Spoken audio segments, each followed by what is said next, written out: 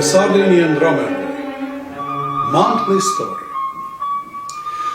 On the first day of the Battle of Custoza, on the 24th of July 1848, about 60 soldiers belonging to an infantry regiment of our army, who had been sent to an elevation to occupy an isolated house, suddenly found themselves assaulted by two companies of Austrian soldiers who, showering them with bullets from various quarters, hardly gave them time to take refuge in the house and to barricade the doors.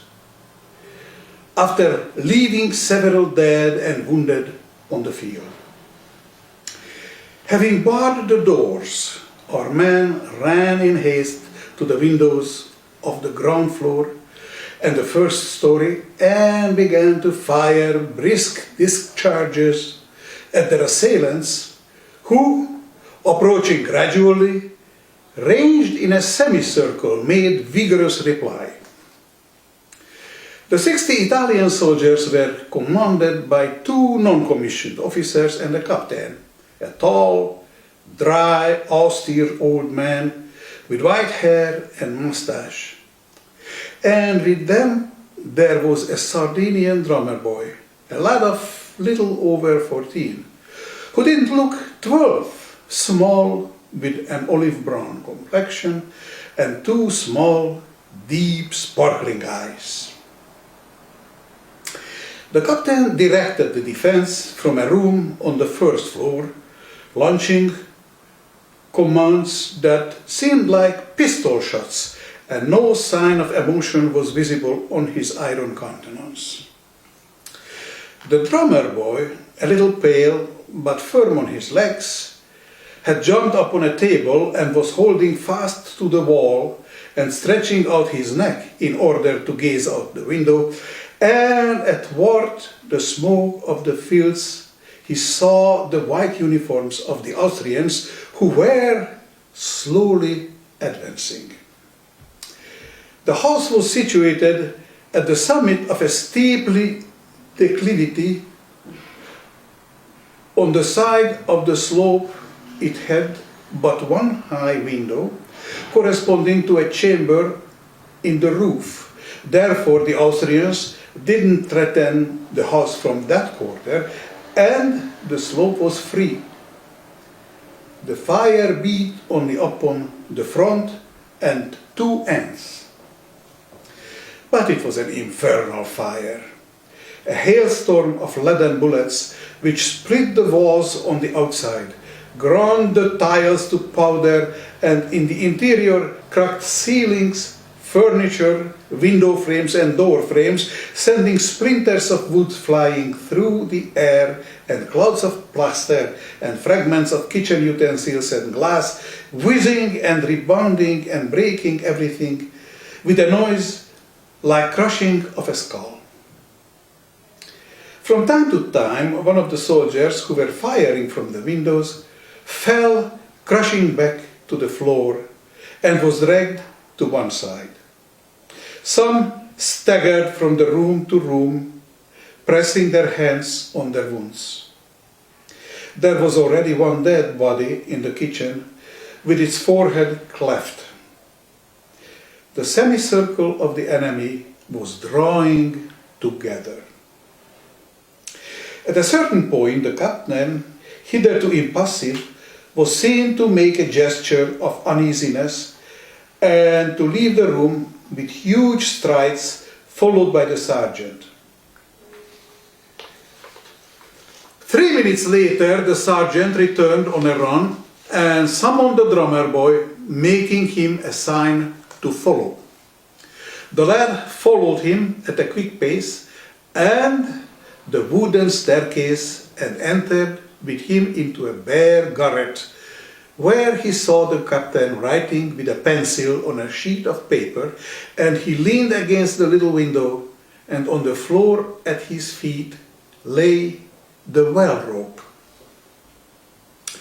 The captain folded the sheet of paper and said sharply, as he fixed his cold grey eyes, before which all the soldiers trembled, on the boy. "Drummer!" The drummer boy put his hands to his visor. The captain said, "You have courage." The boy's eyes flashed. "Yes, captain," he said. "Look down here," said the captain, pushing him to the window. On the plain near the houses at Villafranca, where there is a gleam of bayonets, there stand our troops motionless. You are to take this billet, tie yourself to the rope, descend from the window, get down that slope in an instant, make your way across the fields, arrive at our man, and give the note to the first officer you see. Throw off your belt and knapsack. The drummer took off his belt and knapsack and thrust the note into his breast pocket. The sergeant flung the rope out the window and held one end of it, clutched fast in his hands. The captain helped the lad to clamber out the small window with his back turned to the landscape. "Now look out," he said. "The salvation of this detachment lies in your courage and your legs." "Trust me, Senor Captain," replied the drummer boy as he left himself down. "Bend over on the slope," said the captain, grasping the rope with the sergeant. "Never fear. God aid you."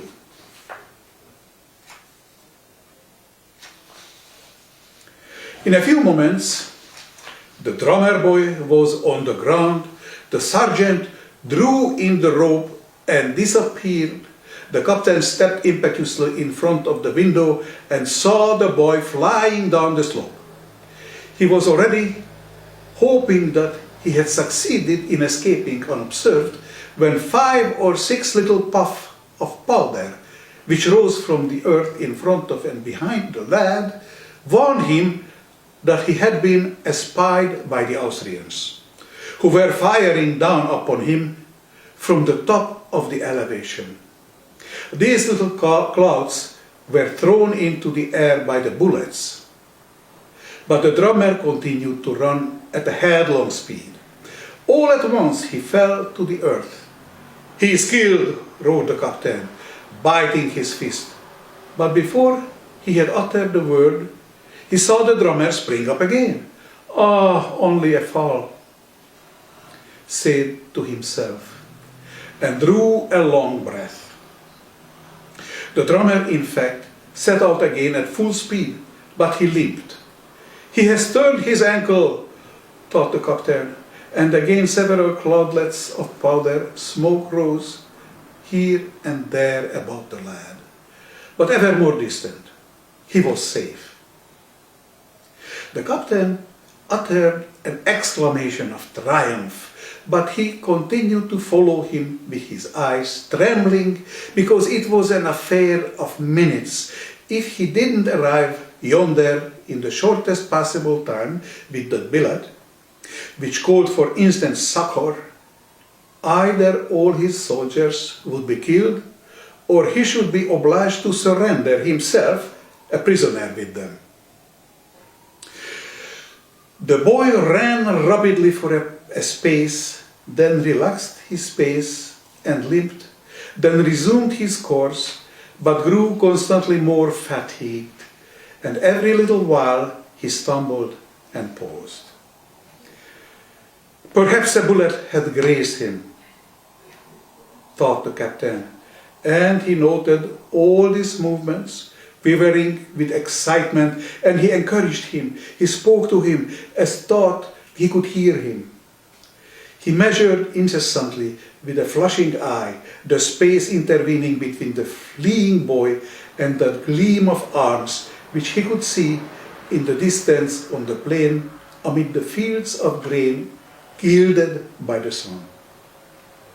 And meanwhile he heard the whistle and the crash of the bullets in the room beneath, the imperious and angry shouts of the sergeant and the officers, the piercing laments of the wounded, the ruin of furniture, and the fall of rubbish. "On! Courage!" he shouted, following the far-off drummer with his glance. "Forward, run!" He halts. That cursed boy, resumed his course. An officer came, panting, to tell him that the enemy, without slackening their fire, were flinging out a white flag to hint at a surrender. "Don't reply them," he cried, without detaching his eyes from the boy, who was already on the plain but was no longer running, and who seemed to dragging himself along with difficulty. "Go, run," said the captain, clenching his teeth and his fists. "Let them kill you. Die, you rascal, but go." Then he uttered a horrible oath. The infamous poltroon, he said. Sat down. In fact,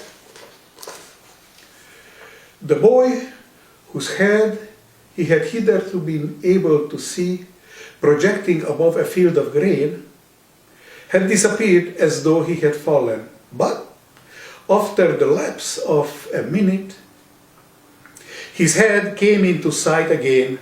Finally, it was lost behind the hedges, and the captain saw it no more. Then he descended impetuously. The bullets were coming in a tempest. The rooms were encumbered with the wounded, some of whom were whirling around like drunken men and clutching at the furniture. The walls and floor were bespattered with blood. Corpses lay across the doorways. The lieutenant had his arm shattered by a ball. Smoke and cloud and dust enveloped everything. "Courage!" shouted the captain. "Stand firm at your post. Succor is on the way. Courage for a little while longer." The Austrians had approached still nearer. Their contorted faces were already visible through the smoke, and amid the crash of the firing, their savage and offensive shouts were audible as they uttered insults, suggested a surrender, and threatened slaughter. Some soldiers were terrified and withdrew from the window. The sergeants drove them forward again. But the fire of the defense weakened. Discouragement made its appearance on all faces. It was not possible to protract the resistance longer. At a given moment, the fire of the Austrians slackened, and the thundering voice shouted first in German and then in Italian, "Surrender!" "No!" howled the captain from the window. And the firing recommenced, more fast and furious on both sides. More soldiers fell. Already more than one window has without defenders. The fatal moment was near at hand. The captain shouted through his teeth in a strangled voice, "They are coming! They are coming!" and rushed wildly about, twisting his sword about in his convulsively clenched hand, and resolved to die when a sergeant, descending from the garret, uttered a piercing shout. "They are coming! They are coming!" repeated the captain with a cry of joy. At that cry, all, well and wounded, sergeant and officers, rushed to the windows, and the resistance became fierce once more. A few moments later, a sort of uncertainty was noticeable, and a beginning of a disorder among the foe. Suddenly, the captain hastily collected a little troop in the room on the ground floor in order to make a sortie with fixed bayonets. Then he flew upstairs. Scarcely had he arrived there when they heard a hasty trampling of feet, accompanied by a formidable hurrah, and saw from the windows the two pointed heads of the Italian carabinieri advancing through the smoke, a squadron rushing forward at great speed, and a lightning flash of blades whirling in the air as they fell on heads, on shoulders, and on backs. Then the troop darted out the door, with bayonets lowered. The enemy wavered, there thrown into disorder, and turned their backs. The field was left unencumbered, the house was free, and a little later 2 battalions of Italian infantry and 2 cannons occupied the eminence. The captain, with the soldiers that remained to him, rejoined his regiment, went on fighting, and was slightly wounded in the left hand by a bullet on the rebound in the final assault with bayonets. The day ended with a victory on our side. But on the following day, the conflict having begun again, the Italians were overpowered by an overwhelming numbers of Austrians, in spite of a valorous resistance, and on the morning of the 27th, they sadly retreated towards the Mincio. The captain, although wounded, made the march on foot with his soldiers, weary and silent, and arrived at the close of the day at Goito on the Mincio.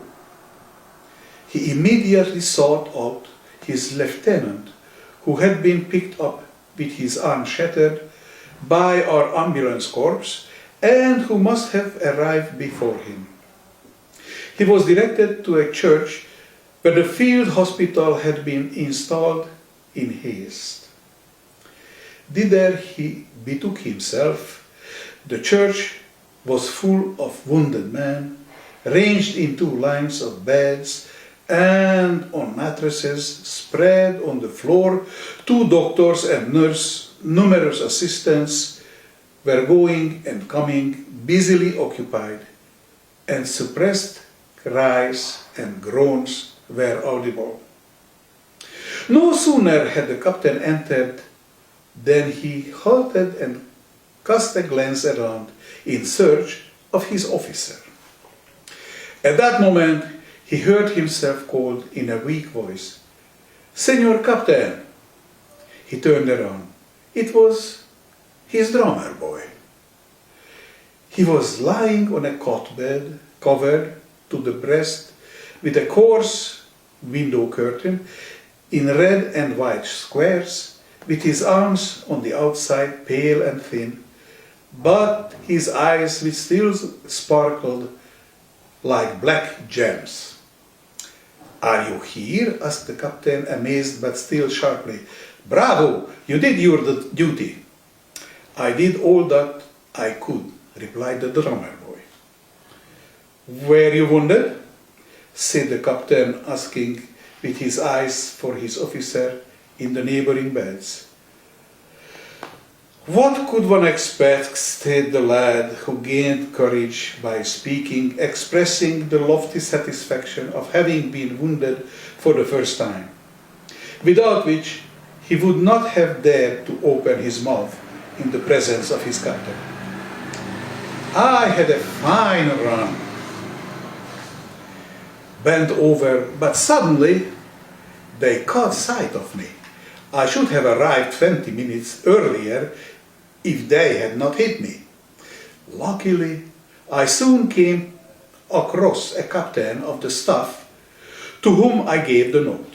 But it was hard work to get down at that caress. I was dying of thirst. I was afraid that I should not get there at all.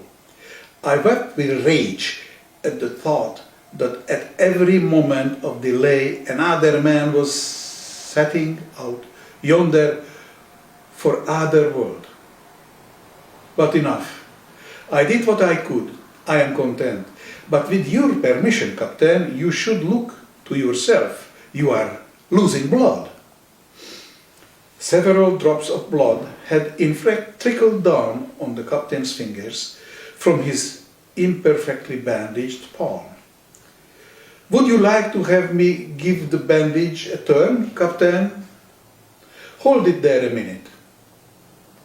The captain held out his left hand and stretched out his right to help the lad to loosen the knot and to tie it again. But no sooner had the boy raised himself from his pillow than he turned pale and was obliged to support his head once more. That will do, said the captain, looking at him and withdrawing his bandaged hand. With the other, tried to retain. Attend to your own affairs instead of thinking of others. For things that are not severe may become serious if they are neglected. The drummer boy shook his head. But you, said the captain, observing him attentively, must have lost a great deal of blood to be as weak as this. Must have lost a great deal of blood, replied the boy with a smile. Something else besides the blood. Look here. And with one movement he drew aside the coverlet.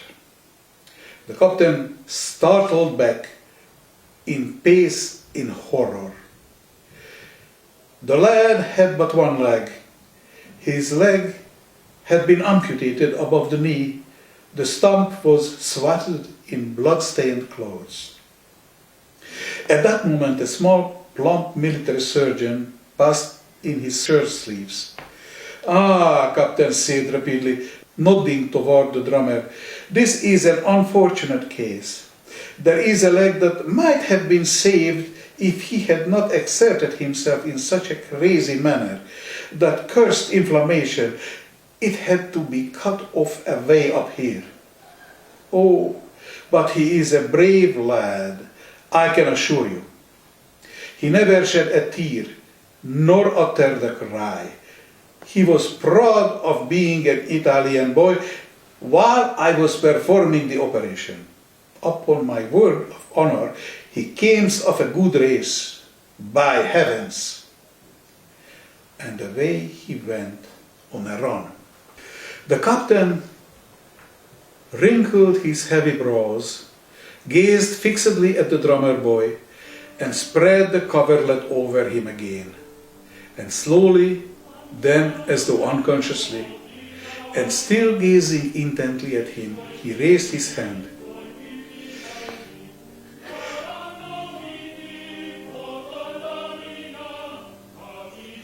To his head and lifted his cup.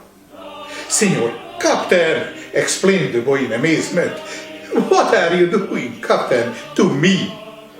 And then that rough soldier, who had never said a gentle word to an inferior, replied in an indescribable sweet and affectionate voice, I am only a captain, you are a hero. Then he threw himself with widespread arms upon the drummer boy and kissed him 3 times upon his heart.